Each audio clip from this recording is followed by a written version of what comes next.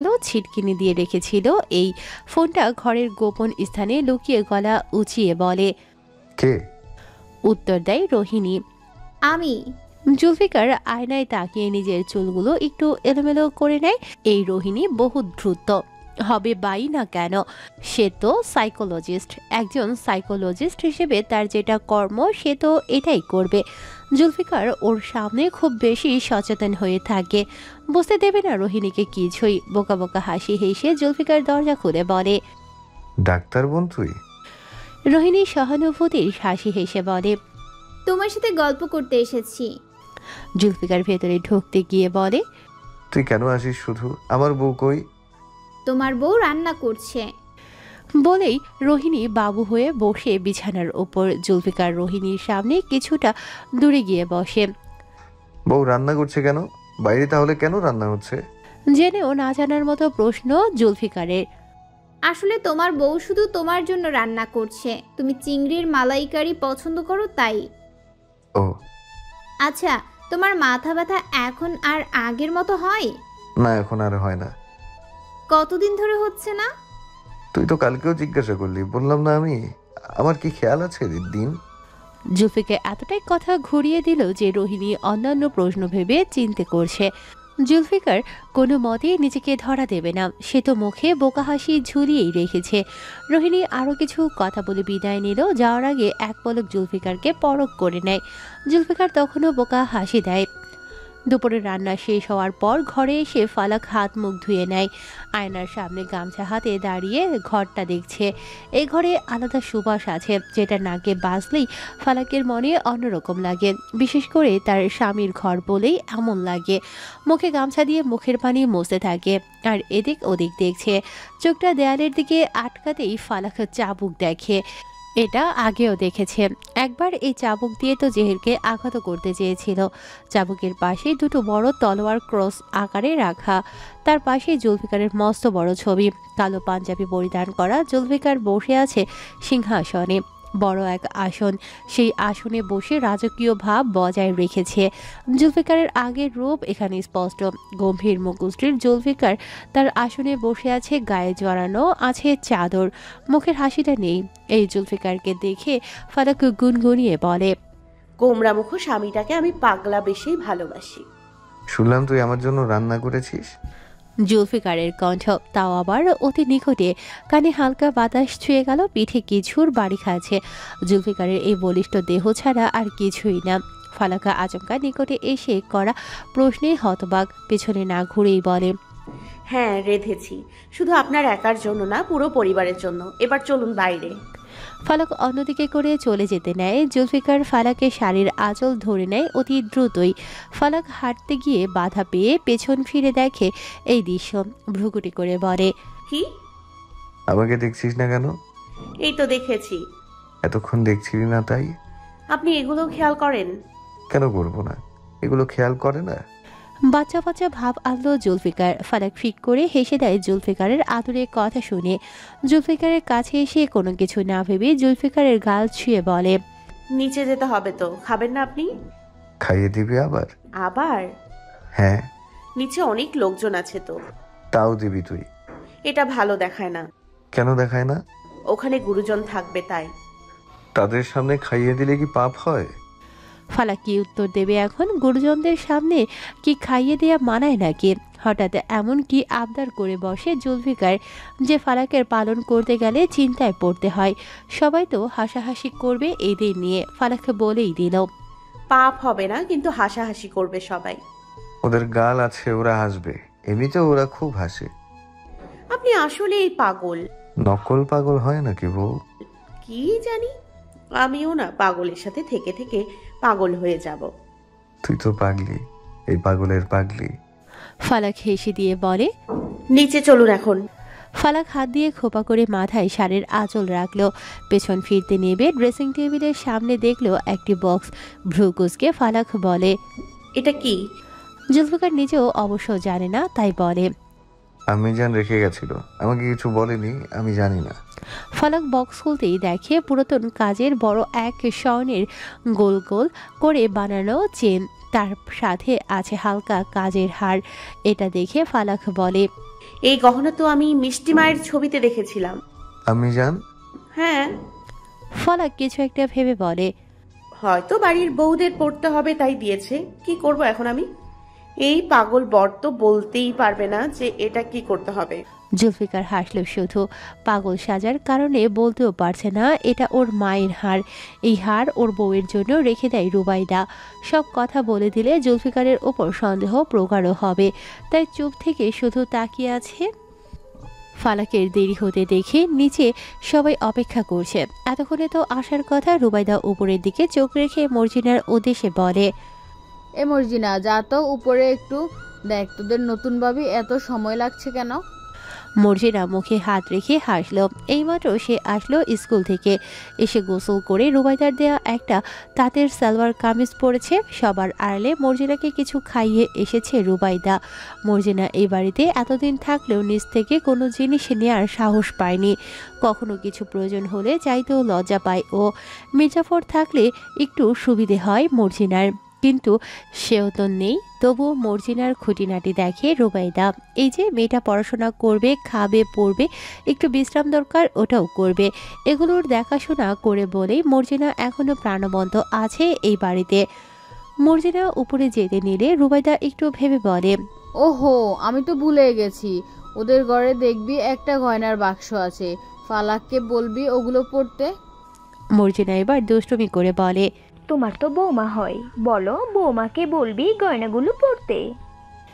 রুবাইদা মুখে রাগসহ হাসি দেখিয়ে বলে, তবে রে, আমার কথার খুদ্দরা হচ্ছে।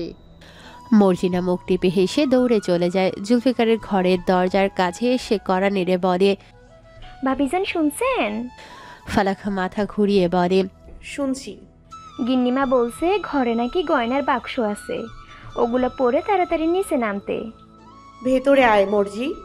মর্জিনা আসতে নেবে তখনই জিসান এসে বলে, এই মর্জি, আমার ক্ষুধা লাগছে। মর্জিনা বিরক্ত হলেও বাধ্য মেয়ের মতো করে বলে, চলেন খাবার দেই। বলেই ফালাকের উদ্দেশ্যে বলে, আমি নিচে যাই, কাজ আছে আমার। মর্জিনা চলে গেলে ফালাক হারটি নিজের হাতে নেয়। গলায় দেবে এমন সময় দেখে সে পারবে না গলায় হার লাগাতে, কারণ হারটি পেছন থেকে লাগাতে পারছে না। সামনে ঘুরিয়ে আটকে যে লাগাবে ঠিক স্থানে রাখবে এটাও সম্ভব না। এই হার গলার সাথে লেগে আছে। ফালাক পেছন ফিরে জুলফিকারের উদ্দেশ্যে বলে, শুনছেন? বলো। এই হারটা পরিয়ে দিন, আমি দেখিয়ে দিচ্ছি কিভাবে লাগাতে হয়। জুলফিকার বিড়বিড় করে বলে, শেষমেশ বউয়ের থেকে হার লাগানো শিখতে হবে।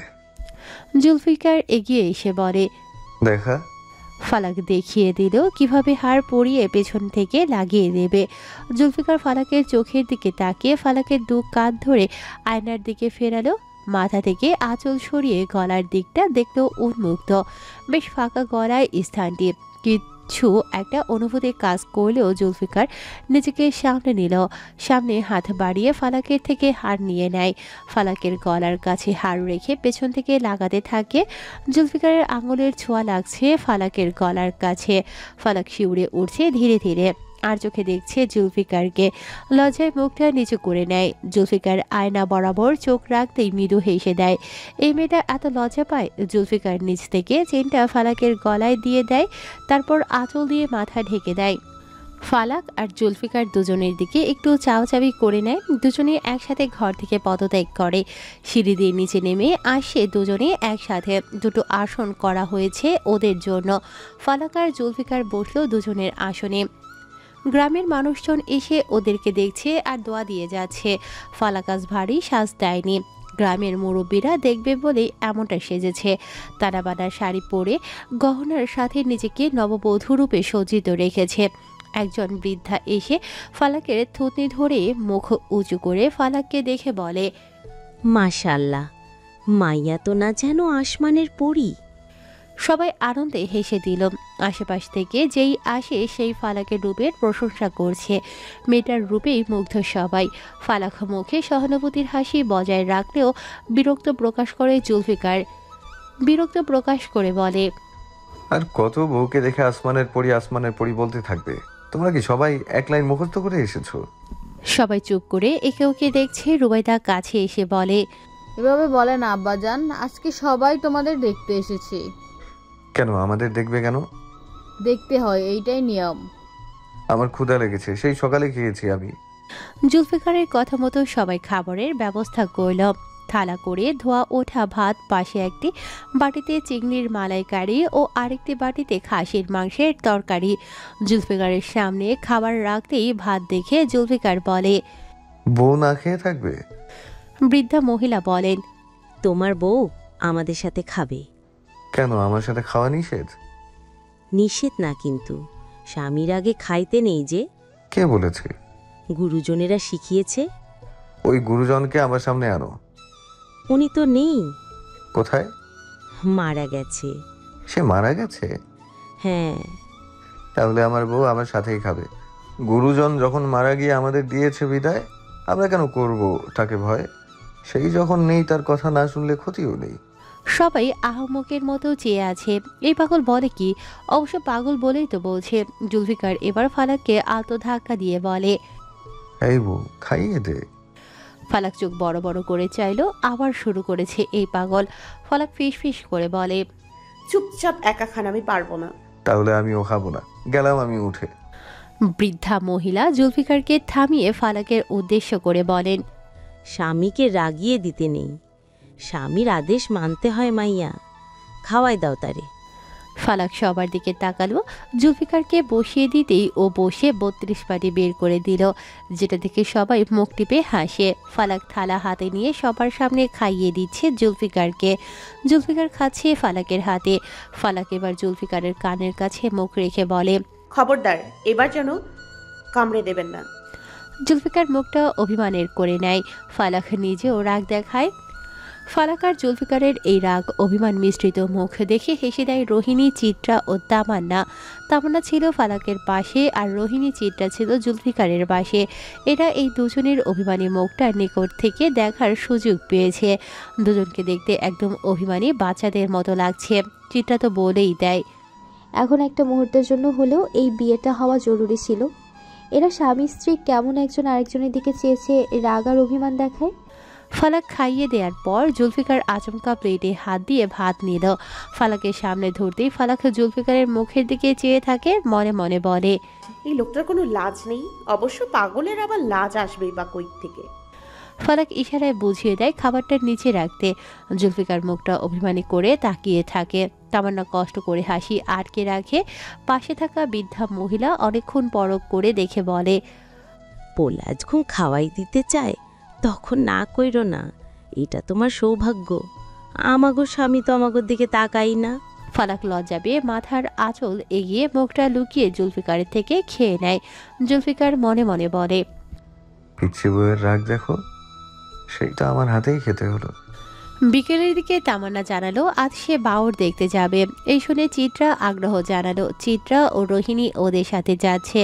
নিশাত খান কাল চলে যাবে বলে তাকে নিয়ে আধাকাটা ঘুরিয়ে দেখাবে। ফালাককে নিয়ে যেতে চাইলে রুবাইদা বাধা দিয়ে বলে, নব নব বিয়ে করেছে, নতুন বউয়ের এখন বাইরে না যাওয়াই ভালো। সম্মতি জানালো সবাই। গ্রামের মুরব্বীরাও এই বিষয়টাকে বড় করেই দেখবে। এর থেকে ভালো ফালাক আজ বাড়িতেই থাকুক। বাউরে এসেছে 5 জন, তামান্না, নিশাত খান, চিত্রা, রোহিণী ও তাহির। মর্জিনাকে আনতে চাইলেও ওর খুব ঘুম পাচ্ছে। বিয়ে বাড়ির জন্য তাকে একটু বেশি কাজ করতে হয়েছে। এদিকে স্কুল থেকে জানান দিল তার নাকি পরীক্ষা শুরু হবে, মনোযোগ দিয়ে পড়াশোনা করতে হবে এখন তাই মর্জিনা বিকেলের দিকে ঘুমিয়ে নিচ্ছে। বাউরের কাছে এসে দাঁড়ালো 5 জনে। নিশাত খান মোবাইল বের করে ছবি তুলতে থাকে। তাহির সবসময় চিত্রার আশেপাশে ঘুরঘুর করে। বিরক্ত হয় চিত্রা এ বিষয়ে। চিত্রা যত পারে তাহিরকে এড়িয়ে রোহিণীর পাশে গিয়ে দাঁড়ায়। সবাই মিলে সামনে তাকাতেই দেখতে পায় বাউর। এখানে এখন মাছ ছাড়া হয়েছে। কিছু মানুষ এসে ওদের পাশে দাঁড়ালো। এই বাউরের কাছেই এরা বাস করে। জুনায়েদ সদাগর জানিয়েছেন এরা আসবে। লোক 2 জন কিছু ডাব এনে রাখলো ওদের সামনে। দা দিয়ে এক এক কোপে ডাবের মুখটা গোল করে কেটে পানি বের করে গ্লাসে করে পানি দেয় সবাইকে। সবাই ডাবের পানি খাওয়ার পর নিশাত বলে, সকালে যে রস খেলাম ওটাই ভিন্ন স্বাদ ছিল, এটাই আরেক স্বাদ। সকালের রস শুধু শীতকালেই পাওয়া যায়, ডাবের পানি 12 মাস। গরমের সময় এটা খুব প্রয়োজন। তাহির ডাব কাটা লোকটির উদ্দেশ্যে বলে, এর ভিতরে কি কিছু আছে? তাহলে দেও, আমরা খাই। লোকটি এবার কোপ দিয়ে ডাব ফাটিয়ে দিল। ভেতরে থাকা সাদা শ্বাস চামচে নিয়ে খাচ্ছে সবাই। বাউরের কিনারা দিয়ে নৌকা দেখা যাচ্ছে। ডাব খাওয়া শেষ করে তামান্না বলে, চলুন নৌকায় উঠে গ্রামের পরিবেশ উপভোগ করবেন। সবাই মিলে নৌকায় উঠল। আশেপাশে থেকে কিছু কিছু মাছ লাফালাফি করছে, যেগুলো দেখেও আলাদা গ্রাম্য অনুভূতি আসে। আজকাল এগুলো শহরের পরিবেশে পাওয়া যায় না, থাকলেও এমন বড় সড়ো না। নিশাদ তামান্নার দিকে ফিরে বলে, আপনি যে বলছিলেন এখানে পদ্ম আছে, কোথায় সেগুলো? ওগুলো তো বর্ষাকালে ফোটে, শরৎ হেমন্তের এইসব সময় পাবেন। আপনি আছেন শীতের মৌসুমে, এখন তো ওগুলো পাবেন না। আচ্ছা, তাহলে আমি শরতের মৌসুমে আসবো। তামান্না ভ্রু কুঁচকে তাকালো। নিশাদ এই চাহনি দেখে মৃদু হেসে বলে, পদ্ম ফুল দেখার সুযোগ পাবো তাই। মনে মনে বলে, সেই সাথে আপনাকেও। নৌকা থেকে নেমে সবাই নিচে নামছে। তাহের সবাইকে নামাতে সাহায্য করছে, এক একজনের হাত ধরেই নামায়। শেষে চিত্রা নামতে নিলেও তাহের হাত বাড়িয়ে দেয়। চিত্রা হাতের সাহায্য না নিয়ে লাফ দিয়ে নিচে নেমে বলে, আমার কখনো কারো সাহায্যের প্রয়োজন হয় না। তাহের আহত হলো যেন, তবুও হেসে হেসে ঘুরঘুর করছে চিত্রার আশেপাশে। চিত্রা জানে তাহের কেমন মেন্টালিটির। এটা জানার পর থেকে চিত্রা সহ্য করতে পারে না তাহেরকে। কিন্তু তাহের চিত্রাকে এখন নিজের করে পাওয়ার আপ্রাণ চেষ্টায় থাকে। হয়তো মেয়েটার এই অবহেলার জন্যই তার মধ্যে আকর্ষণ কাজ করছে। রুবাইদার কোলে মাথা রেখে শুয়ে আছে ফালাক। জুনায়েদ সওদাগর এখন কাজে গেছেন। বাড়িতে আসা সকল প্রতিবেশী চলে গেছে অনেক আগেই। ফালাকের এখন একা লাগছে। ফালাক আনমনে থেকে বলে ওঠে, আচ্ছা মিষ্টি মা। রুবাইদা ফালাকের মাথায় হাত বুলিয়ে দিতে থাকে আর বলে, বল। তোমার কাছে আমার মায়ের কোনো ছবি আছে? তোর মায়ের ছবি এই বাড়িতে নেই, আমার বাবার বাড়িতে আছে। কেন? আমার মায়ের চেহারা আমার কেন মনে পড়ে না? কি বলিস? তোর মনে নেই তোর মা কেমন দেখতে? অনেক চেষ্টা করি মনে করার, কিন্তু মনে পড়ে না। এর আগেও ফালাক এমন কথা বলেছিল। রুবাইদা পাত্তা দেয়নি, ভেবেছিল ফালাকের সাময়িক অবস্থা এটা। কিন্তু আজকে গভীরভাবে ভাবছে রুবাইদা। কিছু একটা ভেবে বলে, আমার তো বাবার বাড়িতে যাওয়া হয় না, ভাই গেলে দেখবো ও আনতে পারে কি না। কোথায় কি আছে তাও তো ঠিক নেই। আমার মাকে খুব দেখতে ইচ্ছে করে। আচ্ছা মিষ্টি মা, আমি কেন আমার মাকে ভুলে গেলাম? আমার পুরনো কোনো কথাই মনে নেই কেন? এটা তো জানি না। আমি তো তোকে তোর মায়ের সাথে শেষবার দেখেছিলাম আমার বাড়িতে থেকে তোর মা নিয়ে গেল তখন। এরপর তোর মায়ের একটা চিঠি আসে, তোকে আশ্রমে রাখবে সে, ওইখানে নাকি তোর সুরক্ষা। তুই কোনো আশ্রমে আছিস এটাও আমি ব্যতীত কাউকে জানানো নিষেধ ছিল। সেই চিঠি পেয়ে তোর কাছে গিয়ে শুনি তোর মা মারা গেছে। আমি তখন খোঁজ লাগানোর চেষ্টা করি অনেক, কিন্তু কোনো খোঁজ পাইনি। ফারজানার কবর কোথায় এটাও জানি না। আমি কি আমার মায়ের ব্যাপারে কখনো জানতে পারবো না? বলেই কান্না করে দেয় ফালাক। চোখের পানি আটকে রাখা খুব কঠিন যখন প্রসঙ্গ মায়ের বেলায় আসে। সন্তানের বুকের ভেতরটা তখন ফাঁকা ফাঁকা লাগে। ফালাক ডুকরে কেঁদে দিলে রুবাইদা হাত দিয়ে আঁকড়ে নেয় ফালাককে। রুবাইদা কল্পনা করে তার প্রিয় বান্ধবীকে। একসাথে দুই বান্ধবী কতই না আনন্দ করত। শৈশব ফুরিয়ে গেল তাদের। এখন চুলে পাক ধরার সময়, তবুও সে তার বান্ধবীকে ভুলতে পারবে না। ফালাক কান্না করতে করতেই বলে, আমার কেন মা নেই? আমার মাকে যে আমার খুব করে কাছে পেতে ইচ্ছা করে। আমার মায়ের মৃত্যু কিভাবে হয় এটা জানার জন্য আমি কিভাবে কি চেষ্টা করব। আমি কি আমার মায়ের কোনো অস্তিত্ব পাবো না? আমাকে যে পীড়া দেয় এগুলো। রুবাইদা কি বলবে কিছুই বুঝতে পারছে না। ফালাককে সান্ত্বনা দিতে অন্তত মিথ্যে কিছু বলা যায় না। একবার চায় সে আশা দিতে যে একদিন সব জানতে পারবে, কিন্তু আদৌ কি জানতে পারবে? সম্ভব আছে কি অতীত জানার? কোনো রাস্তাই তো দেখছে না রুবাইদা। রাত 10টার দিকে লিমন ওর কাজ শেষ করে চেয়ারে বসেছে। ঠিক তখনই উকিল আরশ আসলো লিমনের সামনে। এসে একটা ফাইল দেখিয়ে বলে, জেহের সওদাগরকে মিথ্যা অভিযোগে অ্যারেস্ট করা হয়েছে। এখানে যে ভিডিও আপনি সাক্ষী হিসেবে রেখেছেন এটা সম্পূর্ণ মিথ্যা ও সাজানো। লিমন ফাইল দেখে অবাক হয়ে তাকায় আরশের দিকে। আরশ বলে ওঠে, উনাকে মুক্ত করা হোক। লিমন সবকিছু ভালো করে দেখে ছেড়ে দিল জেহিরকে। জেহির গেট থেকে বের হয়ে পোশাক হালকা ছেড়ে সাহসিকতা ধরে রাখল। মুখে মৃদু হাসি ফুটিয়ে বলে, বলেছিলাম না আমার একটা চুলও তুই সরাতে পারবি না? লিমন হাতে থাকা কলম দিয়ে এদিক ওদিক নাড়িয়ে ঠোঁটে হাসি ফুটিয়ে বলে, কনফিডেন্ট ভালো, কিন্তু ওভার কনফিডেন্ট ভালো না। তুই আমাকে চিনিস বা কতটুকু? যতটুকু চিনেছি তোকে খুব ভালো করে জেনে গেছি।